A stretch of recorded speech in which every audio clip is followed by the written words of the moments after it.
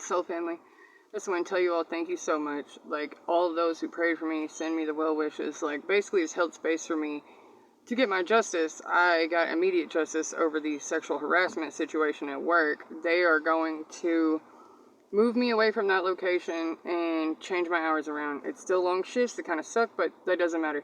The point is, the manager bitch who just kept on gunning for me until I told her what was what, like, you all got blood on your hands. I'm not above saying it. I can sue you for multiple lawsuits and win on all of them. From trying to fire me during bereavement, to the sexual harassment retaliation, to trying to say they suspended me for 3 days by putting me off work for a week and a half. So, she had to message me back and she told me, well, your suspension is revoked per corporate. Yeah, I'm sure. I'm sure that whoever they actually talked to, she probably told her boss and her boss told them, and they realized that they were fucking with the wrong one. The point is, when somebody's harassing you, abusing you, chasing you around like a fucking predator, you don't have to put up with it. You might not get the justice that you need right then, but this bitch is not my first set of mean girls. She's not the first one to just have a bug up her ass about me for no reason. She's also not the first one to try to get me fired over nothing. Remember a video I did a few weeks ago, and it was the burden of proof falls on you, where they were trying to say that I wasn't documenting my hours, that I wasn't there on time when I was supposed to be, and all those log sheets show where I am there, and I do water checks every few hours, and I have to literally write a report, an observation report, every hour on the hour, so there's more than enough proof that I'm there when I'm supposed to be there. If you guys are going through this, and I don't care what the situation is, say you got a fucked up baby daddy who's just spending up all your money, or don't spend any time with the kids, or says he pays child support but he don't, type shit, keep your receipts. Keep your receipts. Keep your text messages where y'all have arguments on those text messages. Agreements on those text messages. A verbal agreement is legally binding, but a written agreement is definitely legally binding, and all text messages are technically contracts. They're contracts. If you're dealing with something like a slumlord and you have a bunch of fucked up shit in your house like black mold, bug infestation, leaky roof, electrical problems, whatever. Say you live in apartments and you have a dishwasher and a washing machine and they both go out and they're still trying to charge you rent. Well, once you tell them that your dishwasher and your washing machine are broke, you do not have to keep paying the rent until they replace those things. The landlord does have obligations that they have to fulfill. Our rights are being trampled on constantly because we don't know our rights. They say ignorance is no excuse. Listen, keeping you ignorant is the name of the game. For my job, they don't even pass out the handbook. It's online. You have to actually dig it up. But I'm the type of bitch who reads the handbook at every job because every job tries to screw you over. Every job is like a corporation. You're a decimal point to them. You're nothing but a stock point on their fucking... I'm not going to get into it. It pisses me off. There's much injustice in the world, and most of it has to do with the greatest trick of all, telling you that you're free. Yeah, you're free to do what they let you do. You're free to do what you can afford to do, and that's damn near nothing right now.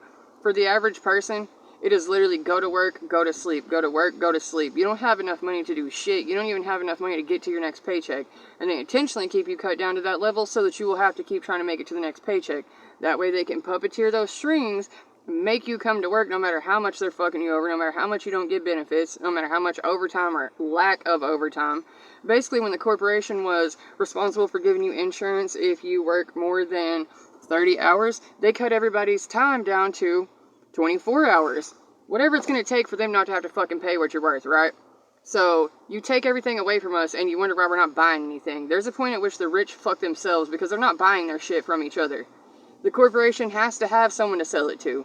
If you literally make us too poor to buy it, then you can't charge that price anymore. You have to pay what we can afford.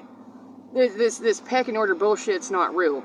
Not only that, everything has to be name brand. Everything has to be influenced. I mean, fuck. If it's a good product, it'll stand for itself. It'll be something you need because you need it, not just because somebody else is wearing it. No one gives a fuck about the celebrity, okay? They're so unrelatable that, honestly... People watch TV to escape their real lives, but when you're watching the Kardashians have a 24-karat gold fucking Christmas, and then you hear them bitching about getting their jewelry stolen after they posted all their daily goings-on TikTok, I mean, you basically led the thief to your fucking purse, and then had insurance on it, and were able to get your money back again. These problems are not real problems. Our problems are real fucking problems. Them keeping us in the meat grinder is the real problem. Us trying to find a way out of poverty is a problem.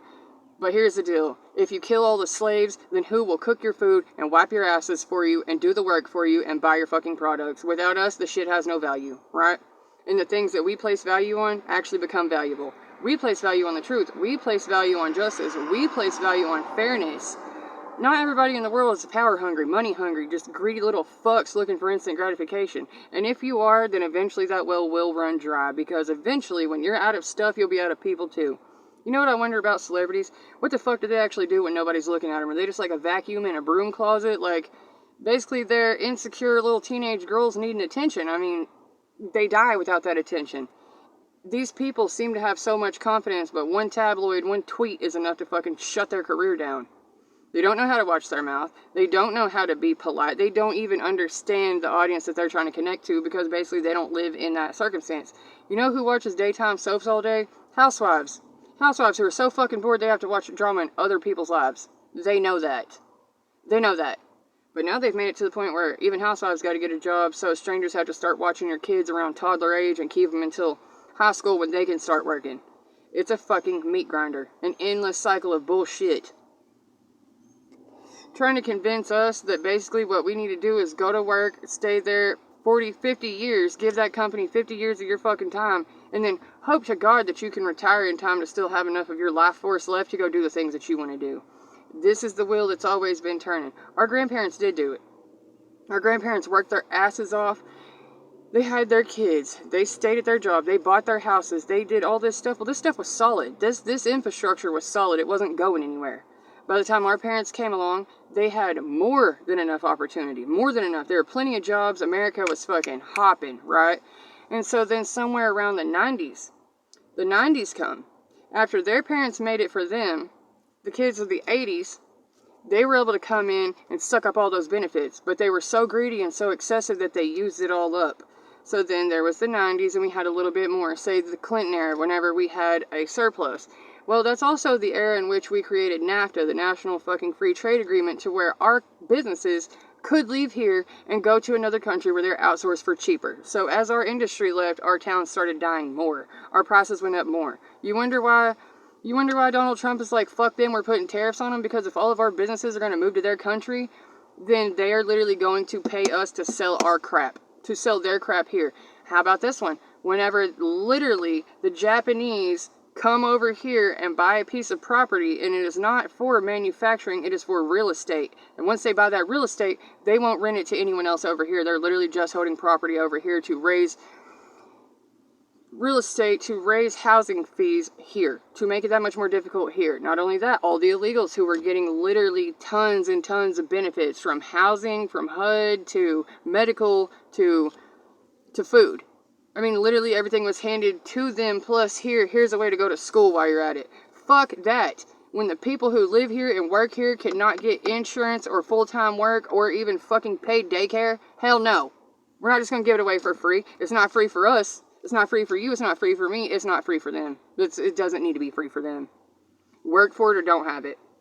And literally, if you let those who can work for it have it, then those who physically are unable, like the babies and the senior citizens, then those of us in the middle who have that opportunity will take it and use it to take care of those who can't take care of themselves. But if you're going to starve us to death, I mean, then there will be no workforce. There'll be nothing. Without the bottom of the pyramid, the rest of it crumbles. So fix the power structure or fuck yourselves while you're at it. Your choice, it's fine, but we're going to shed some light on these bullshit traps that they keep us in just to control us. And you know what? The other thing that I feel needs to be mentioned here is the chemical warfare being waged on us through our food and drugs, which would mean the FDA is guilty of literally putting pure poison in our food. What do you think MSG is? What do you think BPA is in baby bottles? Like, the shit they're allowed to get away with in the countries that we buy it from, they're not regulated like we're regulated. We are big brother to everyone else, so we are held to the standard while the rest of them break that standard, right? So it's not going to be like that anymore. It's not, I mean, we're free to what? We're free to run our mouth, and we're free to basically defend what we said with our Second Amendment rights. But at the same time, this is not the Wild Wild West. We're not vigilantes. We're not going to take justice into our own hands because we don't feel like it's coming soon enough. You know what? Crooked judges, lawyers, dirty courtrooms. I mean, look at the P. Diddy case right now. They're trying to take it down from trafficking to swingers. No, those people were... He killed his wife. He raped his 2 sons, and his daughters are fucking terrified of him, along with the staff and the faculty that's been catering to his ass for however long, even his security guard. But they're still trying to rewrite it, legalize it, wordsmith it into, oh, well, let's lessen the crime to protect the pedophile instead of the victim. Yeah, that shit's about to change. We're not here to keep the fucking wolves and snakes alive anymore. We're here to call them like we see them, call judgment on it, and let that be the end of it. Because, honestly, there's a lot more of us than them. They've been abusing us and breaking people for so fucking long that those of us who've been wading through the blood and the piss and the shit of it at the feet of the sick and the dying and the dead, we're very hyper aware of what the fuck's going on. There's no wool on our eyes. There's no trick. You put people in enough pain and enough trauma, and all that's left is the ugly truth, right? So for those of you who are wondering why you're still trapped in your circumstances, why these same people are still around you playing dog catcher on you, it's because they massively benefit from your oppression. Don't let it happen. Liberate yourself. Find the key. Let yourself out. And whenever you have a problem, whenever you're being abused, you have to say something and then reinforce yourself. You can't just say something and hope that somebody else comes to rescue you. That's it. Be your own rescue. Love you.